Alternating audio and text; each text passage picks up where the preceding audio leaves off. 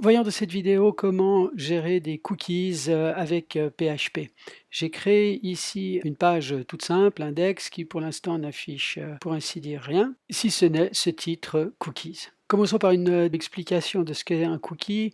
On peut considérer un cookie comme étant une sorte de variable qui a donc un nom et qui contient une valeur. Cette variable a la particularité d'être stockée dans un fichier texte et d'être stockée localement sur la machine où le navigateur s'exécute. Cette variable, elle va être utilisée à chaque fois qu'on dialogue avec un certain site. Dans cet exemple ici, j'ai mis deux sites internet qui ont été visités par ce navigateur, un site CFF, un site Pinterest. Chacun de ces sites a demandé à stocker au navigateur un cookie. Ce cookie CFF dit que le langage est en français, ce cookie Pinterest dit que le langage est en anglais. Donc le navigateur s'est connecté, a obtenu un cookie, l'a stocké et la prochaine fois qu'il est revenu, il a envoyé le cookie du site correspondant. Naturellement que maintenant, si ce navigateur venait à se connecter sur le site cff.ch, c'est ce cookie-là qui serait envoyé. Si je reviens maintenant sur mon site, je vois que c'est la première fois que j'y suis venu et ce site n'utilise pas de cookies pour l'instant. Donc, dans mon navigateur, les cookies pour aller sur le site localhost sur le port 8000, eh bien, il n'y en a pas. Je vais maintenant faire en sorte que mon site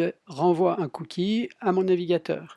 Je vais utiliser pour ça la fonction setCookie. Je dois donner un nom, puisque c'est comme une variable, je vais donner un nom à ce cookie. Je vais ici faire un compteur de visites. Donc je vais dire nb visits. Quelle est sa valeur? Je vais dire 0 pour l'instant. Et il y a deux paramètres qui sont importants à donner. Le premier est la durée de validité. Un cookie ne sera utilisable que pendant un certain temps et c'est le site qui le décide. Donc ici, je vais prendre time, c'est-à-dire l'heure courante, et puis je vais lui rajouter une durée de, disons, 15 jours. Donc 15 fois 24 heures et une heure, c'est 60 minutes de 60 secondes. La durée est exprimée en secondes. Dernier paramètre important, où sera-t-il valable à l'intérieur du site? Je vais le donner valable à partir de la racine et donc pour tout le reste de mon site. Je sauve. Je vais recharger ma page et maintenant, après avoir rafraîchi de ce côté, je peux voir que j'ai dans mon navigateur mon nombre de visites qui a été stocké. À partir de maintenant, chaque fois que je vais aller sur localhost 8000, à chaque fois que je recharge ma page, ce cookie va également être envoyé. Puisque le navigateur m'a renvoyé un cookie, je vais pouvoir maintenant l'afficher ici. Donc je vais mettre un titre qui sera niveau 4, cookies reçus. Quels sont les cookies que j'ai reçus lors de l'appel à ma page index? Quels sont les cookies que j'ai reçus? Je vais tous les afficher au moyen de la commande vardump de la super globale cookie. La super globale, on connaît ce principe maintenant, super globale utilisée pour les sessions, utilisée pour le post, utilisée pour le get, sont définies donc par le serveur et va contenir les différents cookies que j'ai reçus lors de l'appel HTTP. Je vais donc recharger la page et on voit que j'ai bel et bien reçu un tableau dans lequel il n'y a qu'une valeur, nbvisits, dont la valeur est 0. Ici, je dois à chaque fois rafraîchir, mais je vois que c'est bien la valeur que j'avais ici dans mon cookie local sur mon navigateur. Ça, c'est la valeur sur le navigateur. Ici, c'est la valeur reçue par le serveur. Donc, puisque je veux compter maintenant les visites, je vais être un petit peu plus précis et je vais dire dollar cookie nb visits.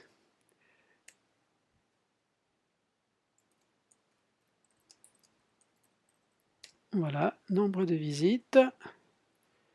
Maintenant, je vais être un poil plus précis. Je vois que j'ai 0 visite.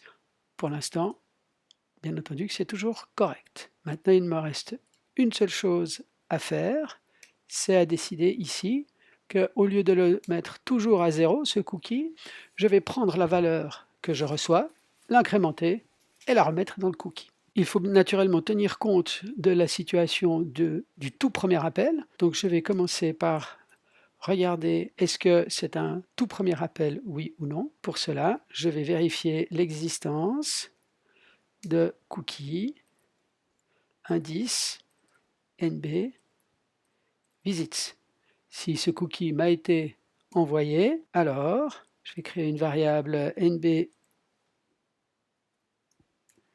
visits est égale à la valeur que j'ai reçue.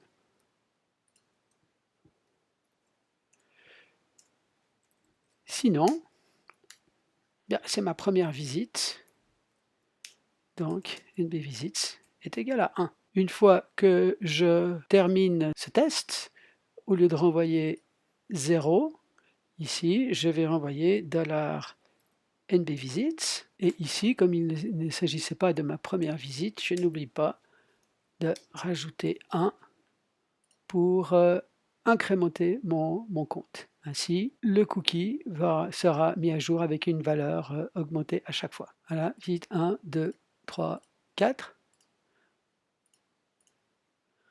À noter que ici, j'ai reçu 5, alors qu'on affiche que 4.